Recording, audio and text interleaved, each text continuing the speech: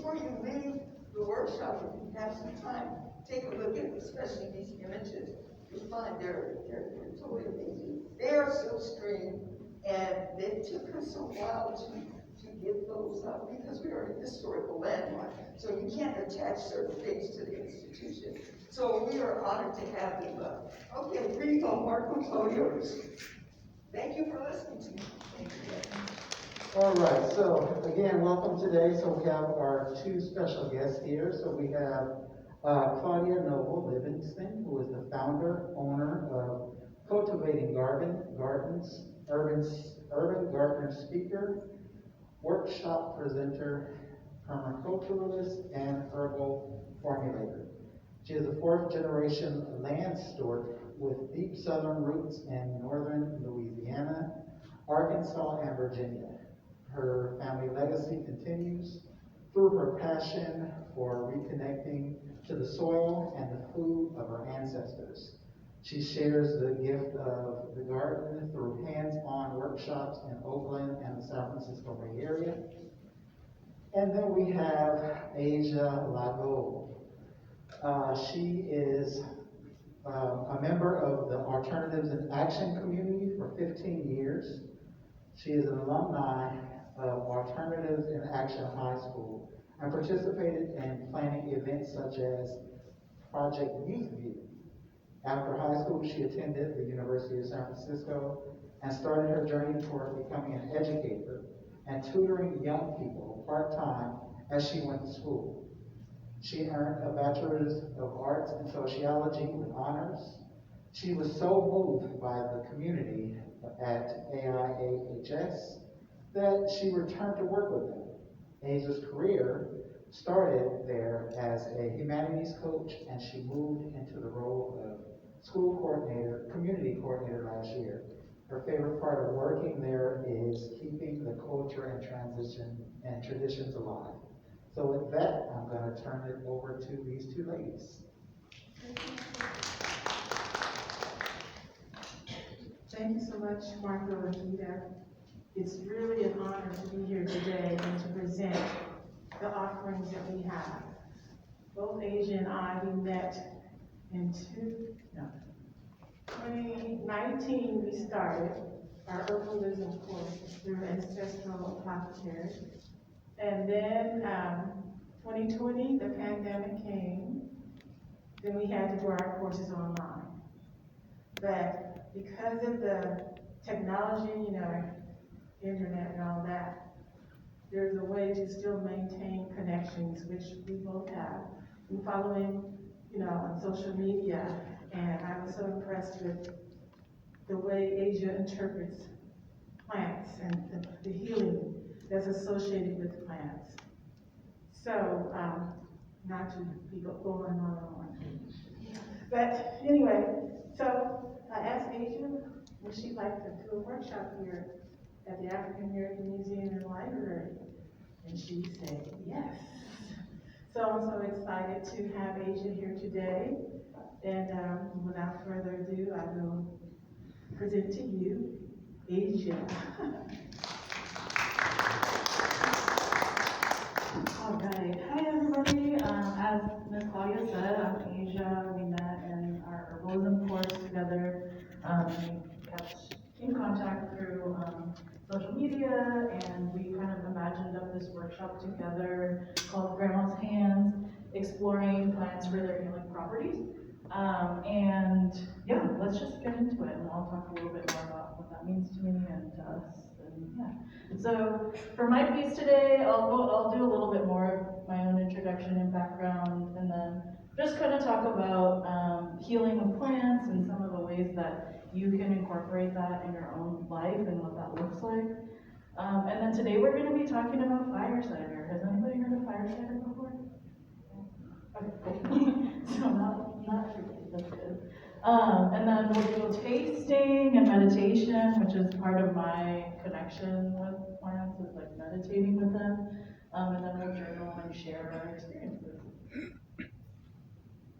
Okay, yeah, so about me a little bit more, just so you can get some background about my, not my day job. So I'm a Black and Filipino person. I'm the oldest of 4 girls. That's my mom and my sister right there. And I'm from Richmond, California. I like to incorporate the knowledge of ancestors, which is kind of how we came to this decision to call it Grandma's Hands, because we're thinking about like our lineages and what our grandmas and grandpas and everybody did before us. And I think that what I've learned from, my mom, my grandma has informed everything that I do. So I'm an artist. I crochet. You'll have an opportunity to check these out later too. But I make a zine, which is a self-published magazine, mini magazine called Plart, which is short for plant art. And then I also make digital art, which are like digital collages with images that I put together of plants. And then I'm an herbalist. As Ms. Claudia mentioned, we did the Semana program together, which was a year-long program. And then after that, I continued on doing other courses. I took a course actually called Grandma's Hands, which was from Divine Birth Wisdom, which was a class about herbs for pregnancy and postpartum, specifically in the Southern tradition. And then I also took another year-long class called Sinachli through La Malayerba. And then I would just like to say that neither Claudia or I are doctors, so any of the information that we share today doesn't replace like going to your doctor and the advice and care that they would give you. And then, yes, as Mark mentioned, I'm also an educator. I've been working in education probably since like straight out of high school. And so I feel like that background also informs and like helps me be able to facilitate other people to have plant connections. Okay, and so a little bit about what Grandma's Hands means to me. Learning the herbal practices and connections of our grandmothers and ancestors to build relationships that make sense to what the world that we live in today, basically. So, the technology that we have and the advancements and understanding that we have now is a little bit different, but we can still use the knowledge and the practices of the people who came before us to inform what we do now in a different way. And then I think there's a book called, I know there's a book, I have not read it, but it's called My Grandmother's Hands, and it's a book about racialized trauma and how like the things that our ancestors have experienced impact us like physically. But I think something exciting to me about this is that's a lot about like trauma and pain, but joy and celebration can also be passed down through this as well. Okay, so let's just get into healing with plants. This is just a quick overview, really quick, and I want to gauge like where you all are because I don't know. So this is like a thumbs up is like I feel very comfortable like with plants. I connect with them. I know. I understand. A thumb in the middle is like I kind of like connect with plants. Like maybe I have like a little house plant or something, or I like have a nice salve that I use occasionally. And then thumbs down is not a bad thing, but it's just like I'm way out of my depth with this. So if you could just show me like where you are, what you feel. Okay, cool. Pretty good mix. Thanks. Okay, thank you. So healing with plants, what I think that there's, especially like with the internet and all that stuff, there's a lot of misconceptions about what healing with plants is, or what it should be, or sorry, I keep stepping on or what it should look like. And so what it is it's something very deeply specific and personal to the individual. It's not a one-size-fits-all type of thing, right? Like if you think about Miss Claudia is very much about cultivating the herbs and growing them. And I do that sometimes too, but that's not necessarily my main way of connecting and healing with plants. So you have to, it's very personal. Figure out what works for you and how you want to be in relationship to the plant. And then it is like an ongoing thing. It's not just like something like, oh, I went to this workshop and now I'm good with the plant. else. And so, yeah, it's just something to continue on practicing and learning for yourself and how it relates to you. And so these are just some examples. And then also, for those of you who said that you kind of do, if you'd be willing to share, but some ways that you can interact with plants, right? For me, it's like through art or poetry. You can even think about like decor, right? Like if you really love having like a floral arrangement on your table or whatever, that's connecting to plants. Yeah, looking at them, growing them. Maybe you like to take tinctures or you make tinctures. You can talk to plants. You can. Sometimes it's even for me as simple as like, oh, I'm on a walk, and it's like, oh, that plant's cool. Take a picture, and that's how we connect in our modern times. Does anybody have ways that they like to connect with plants that they would be willing to share? I'll piggyback off of what you just said. If I find myself walking and I see something that catches my attention, I'm kind of drawn to just like feel it real quick and then keep it moving. Yeah. I love doing that with like lavender. I like something that smells good because then you can like make it in your hand. I love taking pictures of lavender. Nice. Anybody else? Yeah, I always get excited when I see honeysuckle. Oh, nice. Yeah.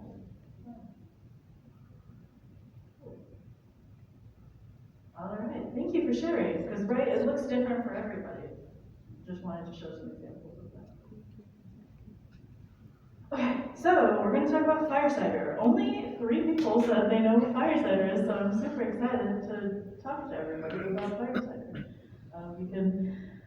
The reason why I decided to talk about fire cider is because fire cider was like my first introduction into the world of herbalism, like quote unquote official way. I took a 2-hour workshop, kind of similar to this. Like it was just like a free library workshop about fire cider in 2018. And just that process of like making the medicine and like learning the story behind fire cider inspired me to get more involved into herbalism and understanding. I mean, I was already interested, right, because I went to the workshop, but that kind of like sparked my interest even more to, do our Sessamana program and go deeper with the journey of being with the plants. So just a little bit more about the connection. Well, fire cider is different from maybe like a tincture or something, because you're not just taking like dry herbs. There's these are all the ingredients you would need, but you have to cut the onions, you have to cut everything. And so it also connected to me with my grandma, because she was a chef. And so cooking or doing those kind of things always remind me of her too. Okay, so fire cider is what we call an acetum. It is a vinegar-based extraction, so the medicine is infused into vinegar, usually apple cider vinegar.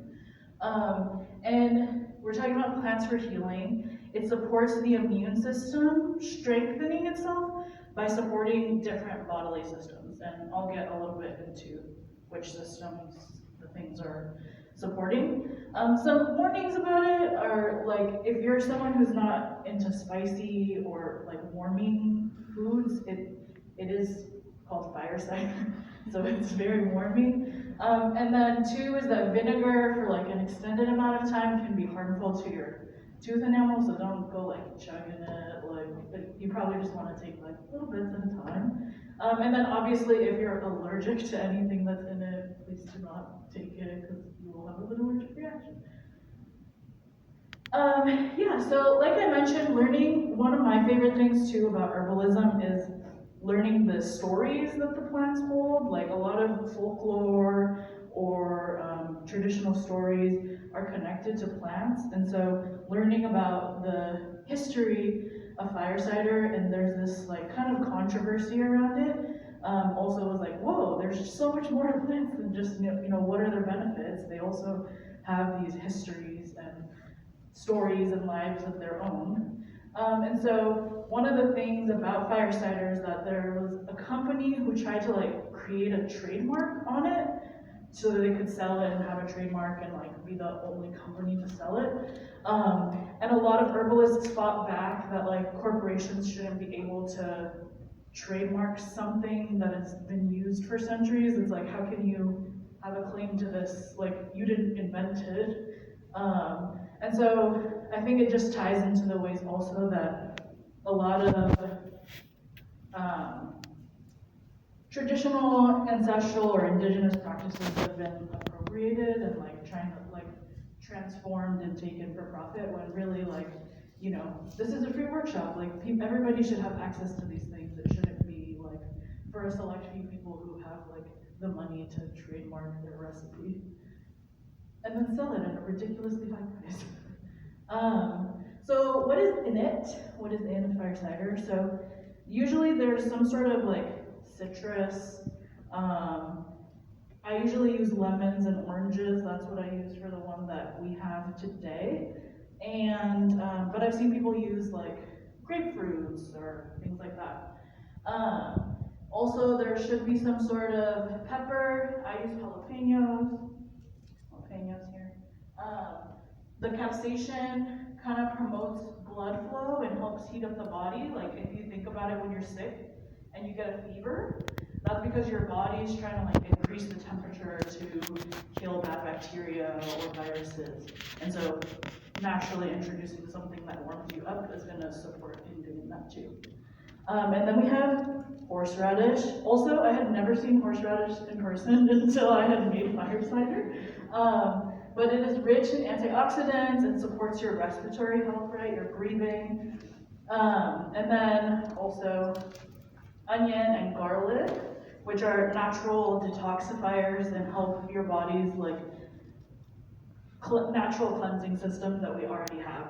They just support your body in doing that. And then also, I had never seen turmeric in fresh form, but it kind of looks like ginger. It's orange. Also be careful when you're cutting it because it can kind of like get on your hands. Yeah. Where did you get this? All of this is from just Safeway. Yeah, yeah. I also, sometimes I like to buy like apple cider vinegars can be cheaper at like grocery outlet or something like that. So yeah, but these are all just things that I got at the grocery store. Thank you for the question. And if anybody has questions, feel free to just raise a hand and interrupt me. Where was I? Oh, rosemary. Rosemary also supports circulation and reduces pain. Thyme, and I think you're going to be talking about rosemary too, right? Yeah. A little bit, okay. And then thyme is antifungal and antiseptic and can help alleviate coughing.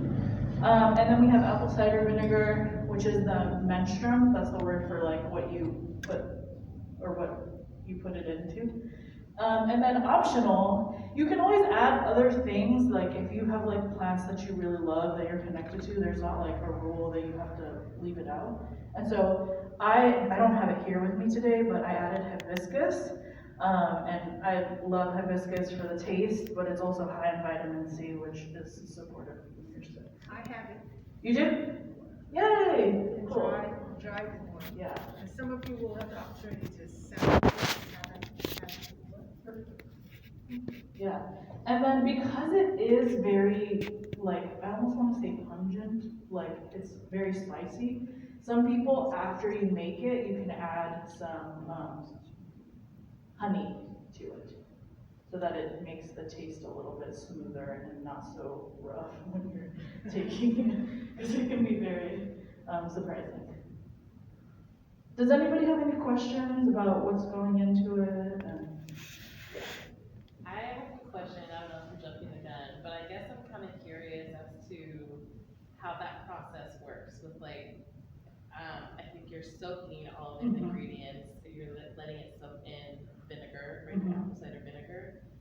So I don't know if you can, yeah, I'm curious about that. Like how is, so it's like pulling all the nutrients out of all of those ingredients and then you're basically just drinking it and Yeah, that's exactly it, yeah. So, I can actually pass this around and just be aware it's a very strong smell. But this is after it's strained. So this is everything I cut up and then I had poured apple cider vinegar on it. Let me just open it real quick.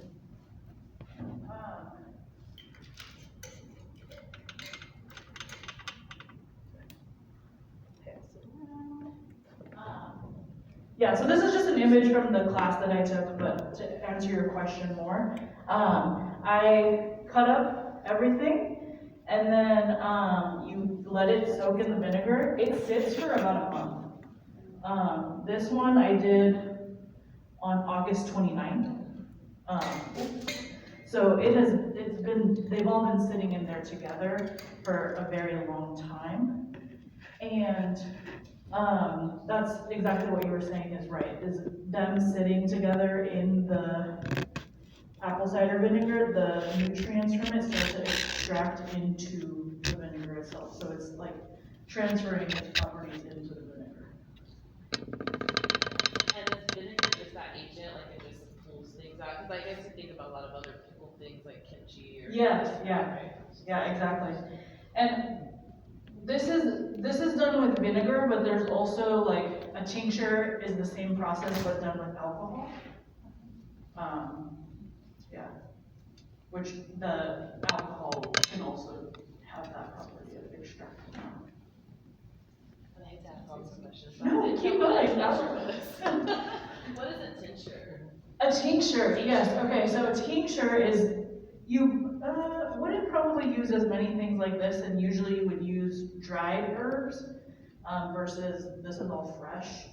But it is an extraction similar, and the big difference is that you use an alcohol versus a vinegar. Thank you. Any other questions before I move on? Yes, so just a little bit about how to make it, and I saw some people taking pictures, which is great, but you'll also get a recipe card in a second, so you don't feel like if you missed it forever. But how to make it, of course, wash all of your ingredients. I'm fortunate enough to have like a filter at home, and so I prefer to wash with filtered water, but if you don't have access to that, obviously, just wash with what you've got.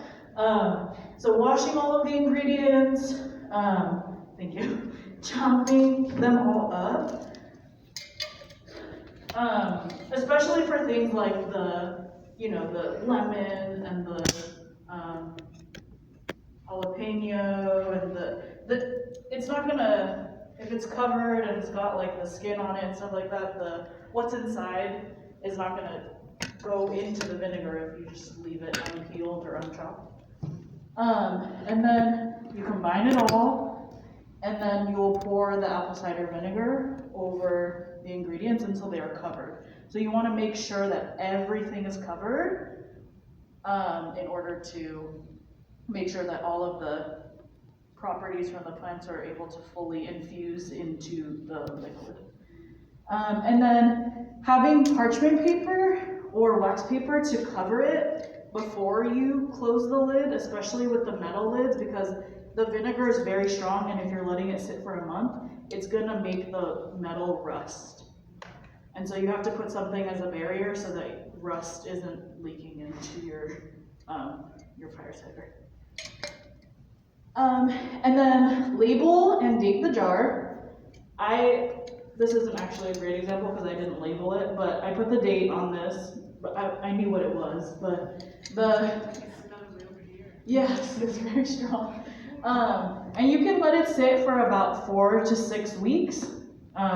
Sometimes I like to just check on it, shake it a little bit so it doesn't get stagnant. In the refrigerator, or you put it out? Do not put it in the refrigerator at first, you just let it sit in a cool, dry place. Yeah. Did you know? Oh.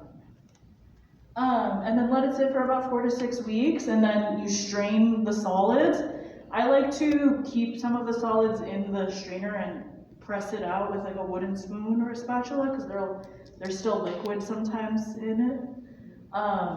And then I thought you could only keep it for a month, but I just found out recently that you can keep it in the fridge indefinitely and out of the fridge for like 6 months. So once it's strained, it has a pretty long shelf life. Yeah.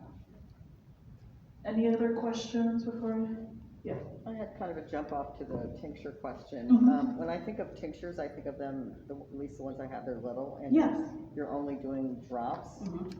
Is it for this? I'm picturing more like a little shot glass or something. Yeah. And does it even matter? Yeah, for these, you could do up to like a little shot glass. Yeah, that's fine to do that much for this because it's vinegar. With other tinctures, usually they're infused in alcohol, and so you don't want to do as much because then you'll start feeling the effects of alcohol. Yeah, so this is when I strained it. You can see I had the parchment paper around the top because that's what protects from the corrosion. And then, yeah, when I had first put it in, obviously they weren't all red like that, but the hibiscus flowers turned it red. If you leave out hibiscus, it's not going to be the same color. Actually, can you go back to the pictures? So like when I made it here, there wasn't hibiscus flowers in it, and so it's more of like a brown color. And then, yeah, so to add on to your question of how you use it, you can take it in like a little shot, straight, and as I mentioned, you could probably smell it's very strong. And so a lot of people mix it with honey for a sweeter taste. I've also heard of people using it as like a salad dressing and maybe mixing it with like some olive oil and dressing it over your salads that way, or like a sauce for pasta or a stir fry or something like that. So then if you don't if the taste is too strong and you don't want to take it straight, it's kind of, disrupted by the other flavors there.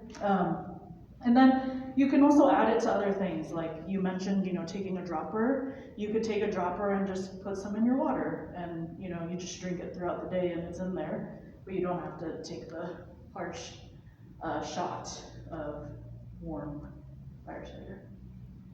And then this is a little art I came up with, sketch about fire cider. And it's just like how it looks in the jar. I think it looks really pretty when it's in there and they're all just like sitting in there together. And so later after we do the meditation, or actually, I can just do it right now. Can I add something? Yes, please. I've made the fire cider before, and what I did to add it to my food, especially to hide it from certain folks who don't want to take any kind of anything. I added it to my cooked beans, I added it to my greens, and so in cooking that, and it seasons it, not a lot because it is strong, but just so I'm putting that in, getting it in some kind of way, instead of just taking it like a shot. So, yeah, kind of like a broth, if you will, but not a lot of it. A little bit is all you need. And you're getting, especially in the cold season. Yes. Okay, so I do have, wait, sorry, one second. Can you go to the next slide? I don't remember what. Oh, that's just the picture of when I first made it. And so you can see how it got much darker after it sat over time. Okay, before we do the meditation intro, I would like to pass out the recipe cards for everybody. And then if folks have questions, we can still keep asking questions. Oh yeah. Sure. So there's two options. There's if you could go, sorry, back to the end. There's the one that's like a mason jar, and then there's the one that's kind of more like a vase. On one of these cards, there is something written winner. And if you get the winner card, you can take all of this home today to make your own fire cider. So Miss Claudia, if you want the mason jar one, you can raise your hand for Miss Claudia, or I don't know if you have a preference. And then if you want the vase one, don't put your hand up. Mason jar, vase one. Do you want this one, or you want? No, this I'm just saying, do you want to pass it out? Oh no, I got it. Okay. And so the recipe is on the back.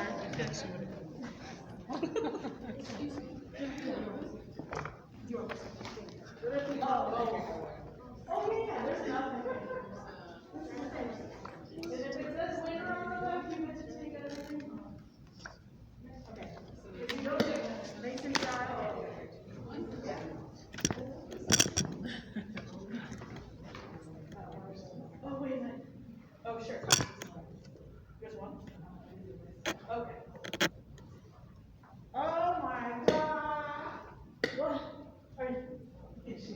Are you the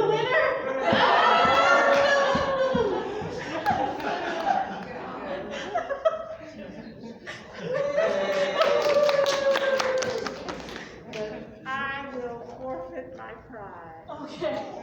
And, my son recently went to some event, and I thought what they did was really cool, and I think this would be a great time to try it. Great. And what they did at the event was, they had everyone to pull out their phone and to follow us on Instagram. Oh, Okay? I love that. And then we would select from that whoever followed, Okay. you know, the winner. Yeah. That way, you know, we can stay in connection with each other, and then you all get a prize. So, you wanna try that? So Yeah. follow Asia on Instagram. And then I'll, yeah. At the end, whatever. Oh, do you wanna do it now or at the Yeah, end? I got it. We'll do it now? Okay, follow Asia on Instagram. I'm gonna do it too.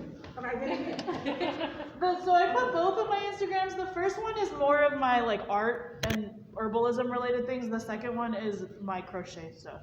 So just don't follow the first one more likely if you're more interested in the herbalism stuff. Look, I'm still trying to get out. I'm already following you anyway. But yes. You select from that. Yeah, I'll do that, yeah. That's all. Great idea, Miss Claudia. And then I'll do the same for Cultivating Gardens. I gotta get it. So y'all. I'll say.